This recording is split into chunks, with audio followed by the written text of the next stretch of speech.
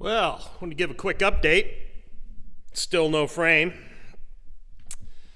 We got a bit of a problem.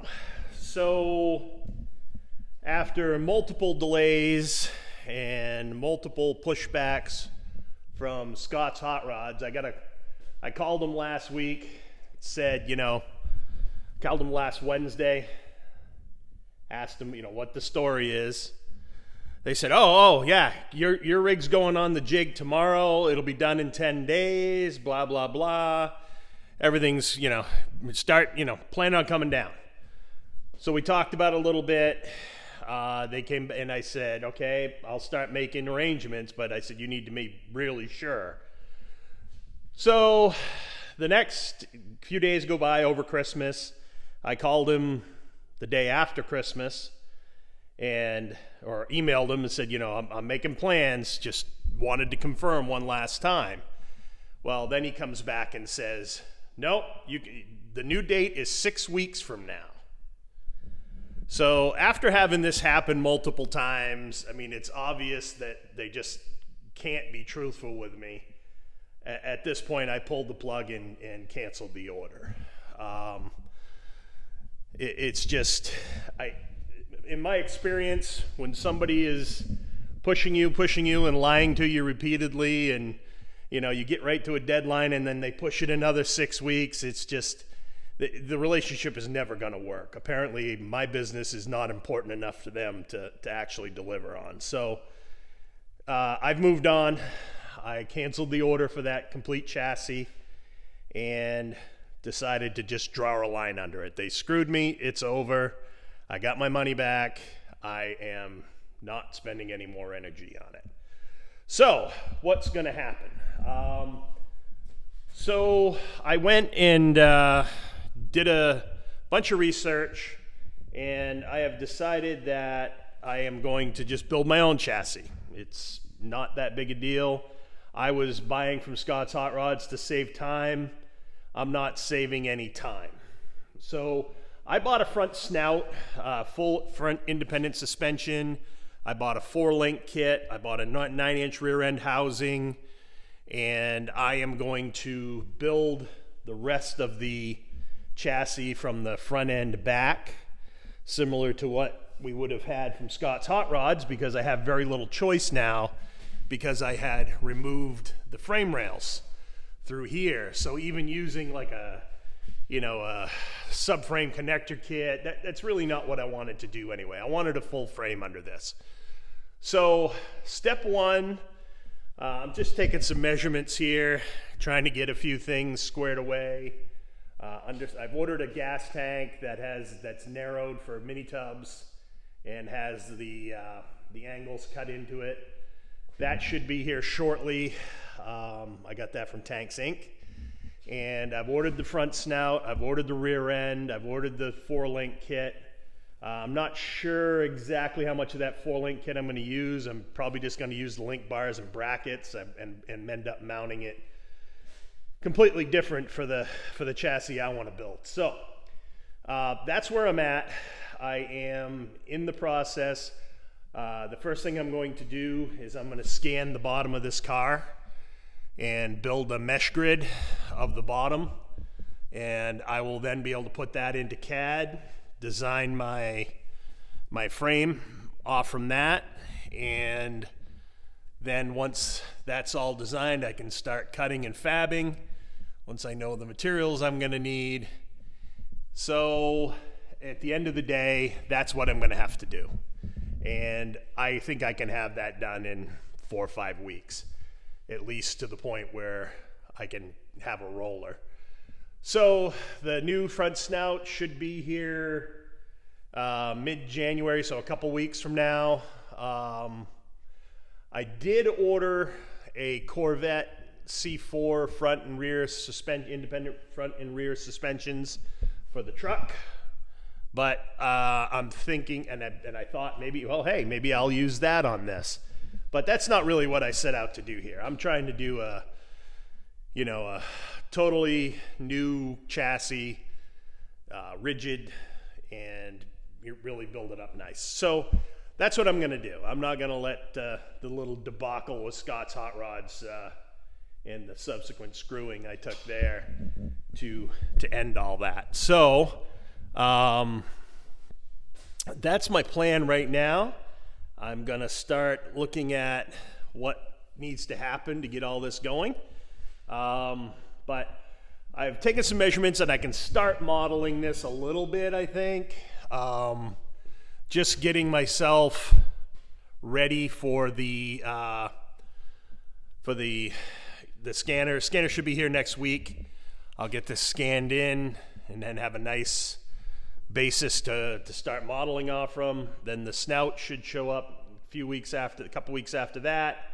Yeah, that's basically where I'm going to get started with this, I guess. So that's my plan. I'm going to start modeling this up, and I've been teaching myself some TIG skills, trying to get proficient at welding stainless, but I'm still going to have Bobby come down, and my welder buddy there, he'll come down and help me weld up the exhaust for this when we're ready. But at this point, I've just kind of gotten to a point where I can't wait anymore, and I can't be relying on other people, obviously. So that's where we're going, and at least it'll make this a little more interesting. I think this will be a good good project to really make some interesting content. So we'll see what happens. Yeah, there's a couple more mounting points up there I could probably utilize too for such things. Yeah, I've just kind of been going through this, looking at what I have to work with, where my frame is going to come up through. Obviously, it gets tight through here where we put in the mini tubs. So I'm either going to bevel cut the back of the frame rails to match that tub work or something. So yeah, that's where I'm at. I'm gonna start pushing this along, and I'll bring you back when I have some initial modeling done and that. But I just wanted to give you an update, let you know what's going on with it. Scott's out. We're going with our own deal now. So that is the plan.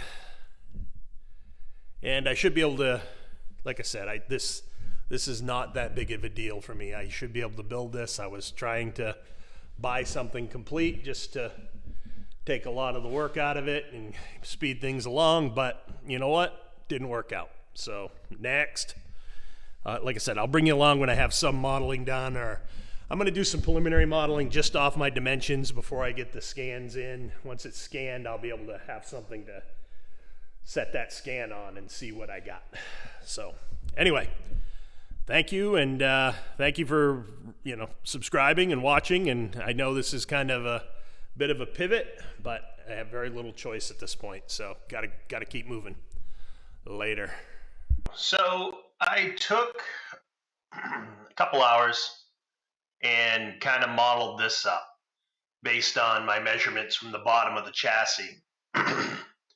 And of course, this is just roughed in, right? This is roughly what I'm going to do. I'll have to once I get the bottom scanned accurately, I can, make sure this all fits up in. I am going to add 2 additional body mounts here and here. And this is the holes underneath the driver and passenger seat for the body mount. So we're going to take the front subframe, tie it in here and here, add the rear frame, and then once I get the 4-link kit, I can start to model that up once I understand exactly how long all the rods are and whatnot. So yeah, this is roughly what I'm going to do. I've got to do a little bit of a carve out here for the trunk floor pan on both sides. I'm going to run this right along the back of the rocker panel seam, spaced out about 1/4 inch, and I've got to give myself a chamfer there too, just to get it to sit up in there flush. I've done this before on strictly stock cars, and it works really well. Typically, I would take and tie the roll cage here and here, and end up with a pretty stout little package. But anyway, this is kind of where I'm leaning with it. I will add more of this as I get the pieces in and start to model it up. The parts are all inbound at this point.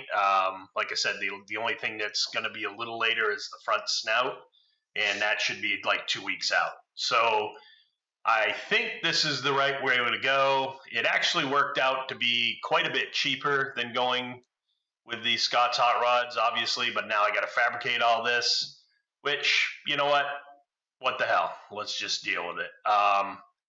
I think this is a pretty good design here. It has a pretty stout outer rail. I'm going to tie that outer rail to the kicker in the back, and I'm going to fill this area in between the two rails here too, just to give it a really nice solid connect up there. And then these smaller rails in the middle, that'll give it better lateral strength, so we won't get any flex that way. This should work. This should work great. I've got to get myself set up with a welding table and some other pieces to make all this happen properly. But yeah, what the hell? Life's too short, right? So this is where I just rough this out. I can adjust all the bends and angles and links as I bring in the scan of the bottom of the chassis, and it's all gonna just kind of come together at that point. But I really just wanted to visualize what it was I was going to have to make and start to get a rough idea of materials. I'll start ordering materials for the steel here this coming week, and possibly even be doing some of this in real life by next weekend. So let's we will move along. But anyway, I just wanted to show you this and kind of give you an idea of what I'm visualizing here. Again, this replaces the rear subframe rails that were taken out, and it clamps around the rear spring shackle bushing here. I'll put in an additional body mount here. There's 2 nice holes for it in the chassis now that you're supposed to just plug with regular plugs. Right in the torque box, so that should tie that all in nicely. I'm going to do my 4-link in here in this surface once I get all the brackets and understand how long the rods have got to be. But yeah, that should do it. I feel pretty good about this. I don't really see this as any downside here. As long as I can get this welded up and welded up nice, flat, and true, I should not have any issues.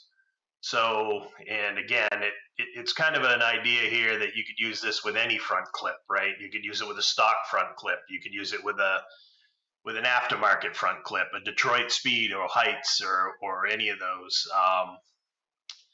So, we'll see. And you know what? If it saves me $5,000 in the process, then great. But it's just a little bit more work. Just got to do the deed. Anyway, that's about it.